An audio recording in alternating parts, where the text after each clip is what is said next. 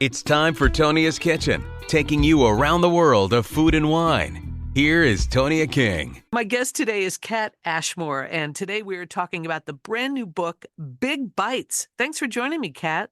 Thanks so much for having me. Your story is really interesting. You have an interesting background and how you got to this point of Big Bites. Tell our listeners of how you got there. You know, my journey has not necessarily been a linear one, which I think is often the case for creatives. You know, like my parents were teachers their entire career, and that is less common these days, which is great news for moms like myself, that we get to have multiple acts in a lifetime, which is really exciting. I was working in marketing out of college, and in my late 20s, I decided to go to culinary school up in New York City. I was working a luxury real estate firm in marketing, and I used to bring in little treats to the office. And, you know, I've always loved to cook and bake. And the caterer pulled out of an open house for a $40 million property on the water. And one of the brokers looked at me in desperation and was like, is there any way you could make some food for this? And I was like, yeah, you know, and that's sort of my motto that I think has served me really well, is say yes and figure it out later. And so a bunch of food, everyone loved it. And so I did it a few more times. And I remember thinking to myself, you know, I enjoy this a whole lot more than the job I'm getting paid to do. And I'm not sure it's supposed to be that way. So I took a look at some culinary schools up in New York City and decided to go to the Institute of Culinary Education. I was 28 years old, and I knew that I didn't want to go into the restaurant business, but I wanted to go into the world of food media. And I wasn't even sure exactly what that looked like. It just felt like New York was the place that I needed to be. And so after culinary school, I landed a position at the Martha show. And that was really, I guess, my big break, you can call it. And that set off the trajectory for this career that I have now. But even so, it hasn't, as I said, it hasn't been a linear one. I worked on the Martha Stewart show, on the food producer team, and produced the food segments that you saw anytime she was cooking. I did some on air work with her as well, you know, cooking live and that sort of thing. And then, you know, eventually, once I got married in 2015, I was in the suburbs in Connecticut, and, you know, had a new baby and knew that we planned on having another one. And my career just didn't exist in the suburbs of Connecticut. So it meant I would need to be commuting into New York, which my husband was already doing. And, you know, neither of us would see our child. And I think a lot of moms face that kind of choice that doesn't really feel like a choice. Right. So we decided that I would stay home, and I was a stay-at-home mom for 3 years. And I was pretty rubbish at it, if I could be honest. I think when you're a creative, it's like having a new puppy in the house. You've got to get them exercise, or it's going to cause you a lot of trouble. And that was definitely the case for me. It became very 2020 when the world shifted greatly with the pandemic. It just like, I've got to make a change here. I need to have something that is mine. I need to get back to my creative roots, and decided to join a program on TikTok. The timing worked, and I just consistently started creating again. And from there, a whole lot has opened up for me.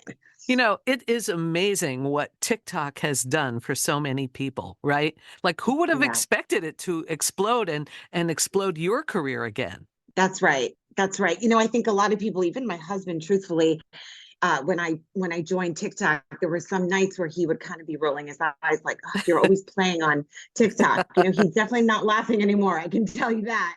And, you know, TikTok was really trying to change their image in the eyes of the public away from this platform that kids danced on, which it was even then much more than that, but that was how people viewed it.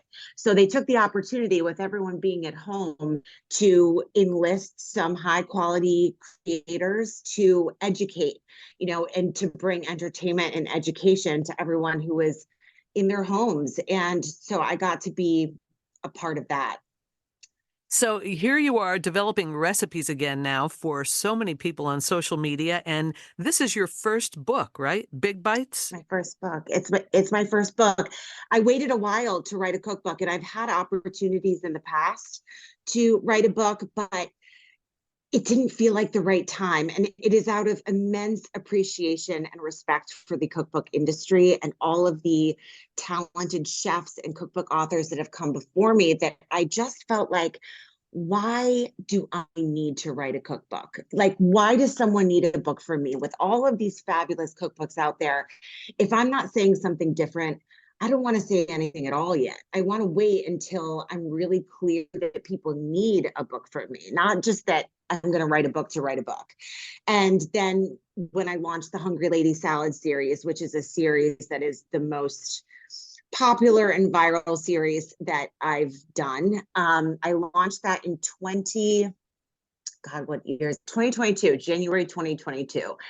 And I found myself in January looking around, kind of going, okay, all of these people, it's the new year, new you phase of most people's lives. Where is everyone going if they're not slotted into a box? If they're vegan, they're keto, they can go to these places. But what about all the people like me that just want to eat well, that just want to incorporate more veggies, get more protein, get their families and their children to fall in love with better food? Like, what about all those people? And I felt like they were getting left behind. So I created the Hungry Lady Salad series, which were these big meal in a bowl salads that kept you really satisfied and are really exciting and tons of texture and flavor and lots of stuff going on. And people went wild for it. And, I continue to receive so many messages from people all over the world about how it's changed their relationship with food and coming from a place of abundance toward healthy eating, rather than telling you all the stuff you shouldn't be eating. Right. We're going to talk about all the stuff we're going to add to this plate. We're going to add to this bowl. And, that's the way that I eat in my own life. And that has been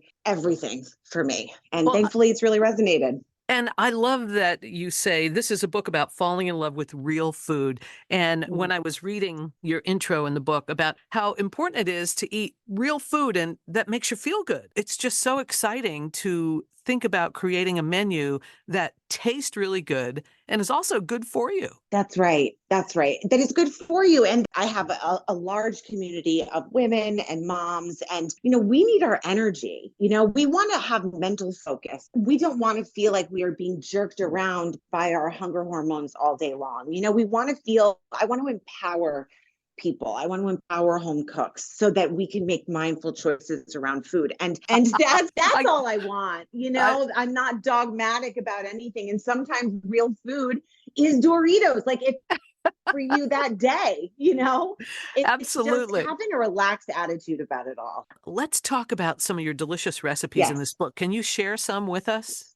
Of course. Tell us how to make something. Yes. So I will tell you one of the recipes, and I just shared about it on social media this morning, so it's front of mind. It's called Superfood Blender Pancakes. And I make these once a week, and they are packed with oats, eggs, almond butter, banana, and then frozen cauliflower rice. And before you think I'm crazy, cauliflower takes on the taste of whatever it's paired with. It adds bulk, it adds fiber, it adds fluffiness to the pancakes. And it is completely, you cannot taste it. Cauliflower really doesn't taste like anything, right? Which is why it's transformed itself into so many different things these days. Right. But my kids love them. And I keep it very real about the fact that there are some afternoons where they're like, I just want to eat pirate's booty and I don't have the energy to fight them on it. And if I give them these pancakes for breakfast, I'm like, kid, go for it, because I know they have had a really, nutrient packed start to the day. And I am big on front loading when you can. And this is a great way to do that. But all you have to do is you take oats, you put them into a blender, you blend them for 10 seconds, and there you have oat flour. Okay. Like, I'm big on, you don't need to buy oat flour, just process oats in a blender for 10 seconds. You have oat flour.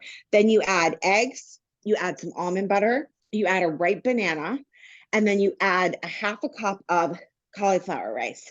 You blend that up until it's emulsified, and then you add in some flour, baking powder, and salt, and some almond milk. So once that's done, it's all done in the blender. You're not even dirtying any bowls. You just go ahead and I heat some coconut oil on a griddle or a skillet, and then you just use a quarter cup measure. You fry the pancakes for a couple of minutes each side, and then they are ready to eat. And the great thing is you can put them in your fridge and then pop a few in the toaster oven for busy weekday more. You can freeze them. I'll often make a double batch. I'm really big on not having to make 3 or 4 different meals for your family. And this is a perfect example of that. I've got, of course, a Hungry Lady Salad chapter. It's the largest chapter. It's 18 recipes. 14 of them are brand new.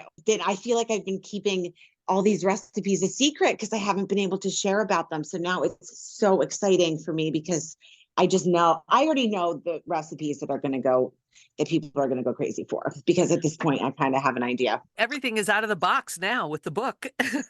Yes, everything's here. I know. And people are so excited to get their hands on it. There are 2 dinner chapters. And the reason for that is because I feel like dinner is really the Achilles heel for a lot of us home cooks. Oftentimes by 5 p.m., I'm feeling terribly innovative or motivated. And it's just a matter of, I've got to put some food on the table. And so I have a weeknights chapter. And then I also have a Sunday suppers chapter for when you have a little bit more time. But I made just the other night, and with the Super Bowl coming up, they are sticky apricot oven baked wings. Ooh. And they are delicious. And one of the secrets is that you toss them in a bit of salt and some cornstarch, and then you put them in the fridge for a couple of hours, and the cornstarch and the salt to dehydrate the skin so that they get nice and crispy. And the cornstarch also makes them nice and crispy. And then while they're doing their initial bake, you just make up a little sauce in a saucepan of apricot preserves and Worcestershire and soy sauce and Dijon and apple cider vinegar. And you just brush them onto the wings. You pop them back in. I mean, they're salty, they're sweet, they're savory. They're just all of the things. They're fantastic. So that's what I'm really excited about. And then, we've got a lot of classic recipes. I'm a very classic cook at my core. I'm classically trained. So my techniques tend to be fairly classic. I'm just looking at how can I modernize recipes, make them a little bit more achievable and make them a little bit more nourishing. So for an example, I have a French onion soup recipe in here. And it takes a lot of the classics of a great French onion soup, shows you how to develop flavor by properly caramelizing onions. But instead of having to deal with putting them in crocks that are oven safe and all of that jazz, we are just taking some baguette or some sourdough, putting the cheese on it, and then we are just brewing those separately. And then we're placing them on top of the soup, and you get the exact same experience. So again, I'm just trying to, make it easier, more achievable, more fun, to make these like really flavorful, abundant, exciting recipes. So many home cooks really appreciate that. Time is so precious in the kitchen if you have a family that you're trying to feed. And like you said, many times by the end of the day, we're wiped out and you have to think about still putting something on the table. Gosh. I know. It's true. I mean, even for me, and I love cooking as much as I love anything in the world. And there are some nights where I'm kind of like, I feel like I just made dinner. Exactly. Happens every single day. That feels excessive. We are talking with Kat Ashmore about her brand new book called Big Bites. Let's get another big bite to share. Yes. So I'm going to talk about dessert. Can I talk about dessert? Absolutely. All right, let's do it. So I've got lots of dessert recipes in here that, of course, are ones that are totally reliable. Everyone's going to love. And it was born out of the idea that, as I was wanting to get healthier after having my kids, there are times where I'd be bringing cookies somewhere and I was kind of like, do I make cookies that I feel like I can eat 4 of if I want to, or do I make cookies that are going to have mass appeal? And I don't want people to have to make that choice. I want to be able to provide recipes that everyone enjoy. And, there's no difference whether it's my husband eating it or myself. So you will find in this chapter everything from these coconut cornflake cookies, which are just crispy and they're buttery and they're just delicious. And they utilize cornflakes and oats to make up the bulk of what the actual cookie is. We're using coconut oil. And then, of course, one of my most viral recipes are avocado brownies. And Oh, yeah, these are called even fudgier avocado brownies. So, I mean, they're really kind of a marvel because you're using a large avocado, which adds a bulk of volume. And of course, avocado has a lot of healthy fat in it naturally, right? So that is a right. lot of the fat component in these brownies. But there's also a bit of almond butter. There's a little bit of coffee, which just brings out the chocolate flavor. They're great to freeze. I always have these in my freezer. So what made you think of adding avocados to brownies? Well, I remember coming across an avocado mousse recipe with chocolate, and it made sense to me from the perspective of what part does avocado play in this recipe. And it's most of the fat in the recipe, but it also provides structure. So it makes it really easy because you're not having to temper eggs or do any of that stuff. You're just throwing it all into a blender and then you're chilling it and good to go. And it makes you feel good when you eat it, right? That's the thing, is that these recipes do help you so that your insulin isn't spiking like crazy and then you're crashing and you're starving an hour later and you're making poor food choices. It just helps you to feel more in control of what food choices you're making. Can't wait to try those. Wow, avocado Yeah. brownies. How cool. Yeah, And they're and really good. and you talk a lot about the different sugars that you use, the different oils that you use. You filled the Mhm. book with a lot of really good information. I'm so glad you think so because that's really important to me. I think talking about the why in a recipe is really crucial, and the ingredients you use matter a lot. I mean, even something as simple as kosher salt. That Right. Diamond kosher salt is half as salty as Morton's kosher salt. People don't know that. I mean, it's something that it just isn't talked about. And that can make a really big difference in a recipe. So I'm always saying to people, I don't want you to just read my recipes. I want you to listen to what I'm saying about the recipe. Because if you're just following recipes, you're not really learning to cook. It's like just following a GPS in your car. You're not really learning how to get anywhere. You're just following instructions. The why is really a Hmm. big factor. And it was fun reading Yeah. your story about how when you were young, you'd take cookbooks on family trips to read. I know. My brother would be sitting there like, "What is there's no kitchen here. We're in a hotel room. Where are you cooking?" And but for me it was just it's a story like any other, and it's a story that always ends well. It's always a happy story. Those are the places that I love to escape to the most. So tell me about Cat Can Cook. Is that your way to find you on social media? It is. So Cat Can Cook is my handle on social media across the board. So Instagram, TikTok, YouTube, Facebook, all of the things. And then Kathleen Ashmore, my full name.com is my website. Well, And Big Bites is my cookbook. yes, this book Yeah. is very exciting. Before we end, do you want to share another one? Another recipe? Yeah. I mean, I want to share all of them. How much time do you Yes. have? But yeah, I like to talk about how I really enjoy making food that is decidedly unsexy, feel really sort of a little bit posh and sophisticated, but in a fun way. And the meatloaf recipe is a perfect example of that because, let's be honest, meatloaf isn't the most beautiful thing to look at, but this meatloaf recipe it's lighter. So we're just using a bit less fat than a traditional meatloaf. And whenever I take out some of the fat, I'm always looking at how to impart more flavor. So we're using lots of jammy caramelized onions and some horseradish. Oh, And the way that I thought of that was that, beef and horseradish, that's a classic combination. We know that that works. Oftentimes you would see prime rib with, a fresh, creamy horseradish sauce. So I thought to myself, why don't we do a meatloaf, horseradish, and then to counteract the sort of spicy notes of the horseradish, bring in a little bit of sweetness from caramelized onions, which also adds moisture. So you're always looking at, if we're taking out a little fat, how are we going to put some moisture back in? And the onions not only add moisture, but add tons of flavor. And people go crazy for that meatloaf. Oh my goodness. And is there any sauce related to that meatloaf at all or no? You just do a simple traditional glaze. So, you're using like the ketchup, the chili sauce, but really I invite people, whether it's tomato sauce, whatever it is that you tend to, I like to keep some elements feel a bit nostalgic.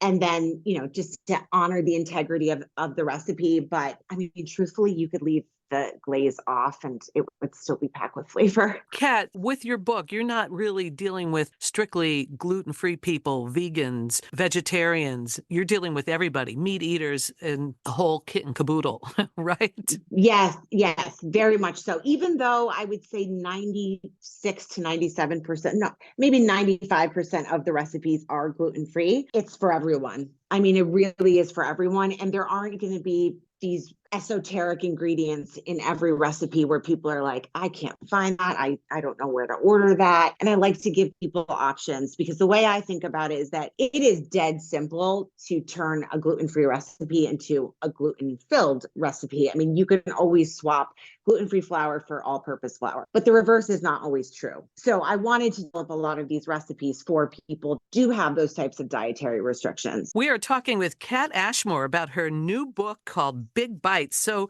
you have the Hungry Lady Salads, you have the Cat Can Cook, you have the Big Bites Club. Mm-hmm. Where do you want most people to reach out? Is there one specific area that covers everything? Yes. So just come to Cat Can Cook on Instagram or TikTok. Certainly, I tend to see my messages a bit easier on Instagram than I do on TikTok. So I would love to hear from you. And we have a lot of fun. I share recipes and lifestyle tips every day. I love it. Real food, lots of fun, and just good eating. Thank you for your time today, Kat. I really enjoyed talking with you. Thank you. Thanks for tuning in. We hope you'll subscribe to this podcast as we continue to take you around the world of food and wine on Tonia's Kitchen.